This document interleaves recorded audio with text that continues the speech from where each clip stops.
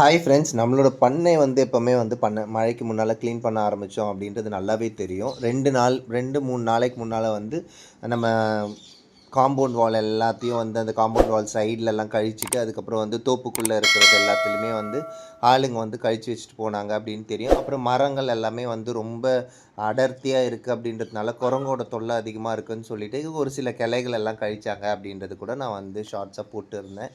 இன்றைக்கி நம்ம பக்கத்து வீட்டில் இருக்கிறவங்க வந்து மாடு நிறைய வச்சுருக்காங்க. அதனால வந்து எப்போவுமே ஏதாவது ஒரு சில விஷயங்கள் வந்துன்னா அந்த பசங்க வந்து கேட்பாங்க, அண்ணா இந்த மாதிரி வந்து எங்களுக்கு விறகு கொடுங்கன்னு சொல்லிட்டு அவங்களுக்கு கொடுப்பேன். ஏன்னா நம்மளோட காம்பவுண்டை சுற்றி வெயிட்டை தூக்கிட்டு போனோம் அப்படின்னா அவங்களுக்கு ரொம்ப கஷ்டம்.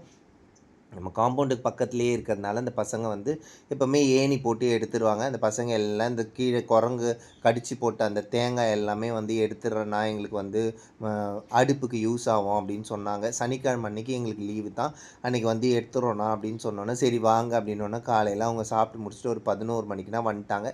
பசங்கக்கிட்ட நான் சொல்லிட்டேன், நான் வந்து 1 மணிக்கு ஹாஸ்பிட்டல் போகணும், அதனால் சீக்கிரமாக வந்து எடுத்துருங்கன்னு சொல்லிட்டு 11 மணிக்கு வந்துட்டு அதுங்க எல்லாத்தையும் எல்லாத்தையும் ஒன்று விடாமல் பொறுக்கிடுச்சிங்கங்க. அதுக்கப்புறம் வந்து கொஞ்சம் பெரிய பசங்க, அதாவது 10th +1 படிக்கிற பசங்க எல்லாம் சொந்தக்கார பசங்களை கூட்டின்னு வந்துச்சுங்க. 10th +1 படிக்கிற பசங்கள்லாம் என்ன பண்ணாங்க, அந்த கிளையை வந்து கத்தி வச்சு கழிச்சிட்டு குட்டி குட்டி கிளையாக வந்து வெட்டி போட்டாங்க. அது சின்ன பசங்க எல்லாமே எடுத்துகிட்டு வந்து இங்கே போட்டுட்டாங்க. இங்கேருந்து இவங்க என்ன பண்ணுவாங்கன்னா அப்படியே ஏணி மேலே ஏறி அவங்க வீட்டு பக்கம் கொட்டுருவாங்க. இதை வந்து பார்த்திங்கன்னா நிறைய இடத்துல வந்து வெட்டி வச்சு அந்த விறகை எடுத்து தூக்கிட்டு வர முடியலன்னு சொல்லிட்டு அவங்க வீட்டிலேருந்து ஒரு புல்லட் வண்டி எடுத்துன்னு வந்துச்சுங்க. இந்த புல்லட் வண்டியில் எடுத்துன்னு போய் பார்த்தீங்கன்னா அந்த ஏணியாண்ட கொட்டிட்டாங்கன்னா அங்கேருந்து ஒரு பையன் மேலே தூக்கி போட்டுட்டான். இது நமக்கு வந்து நம்ம அடுத்தவங்களுக்கு ஹெல்ப் பண்ண மாதிரியும் இருக்கும். நம்மளோட பண்ணையும் வந்து பார்த்திங்கன்னா இப்போ எவ்வளோ சூப்பராக க்ளீன் பண்ணிடுச்சிங்க அந்த பசங்க அப்படின்றதுனால எப்போவுமே அந்த பசங்களை வந்து கூப்பிட்டு இந்த மாதிரி ஒரு ஹெல்ப் பண்ணுறது வந்து வழக்கமாக நம்ம வச்சிட்ருக்கோம்.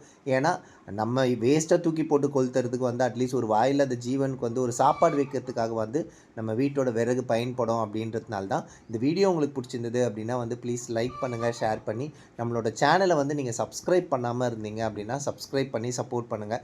பாவங்க அந்த பசங்க வந்து சாயந்தரம் 3 மணி வரைக்கும் வேலை செஞ்சுருந்தாங்க. தேங்க்யூ.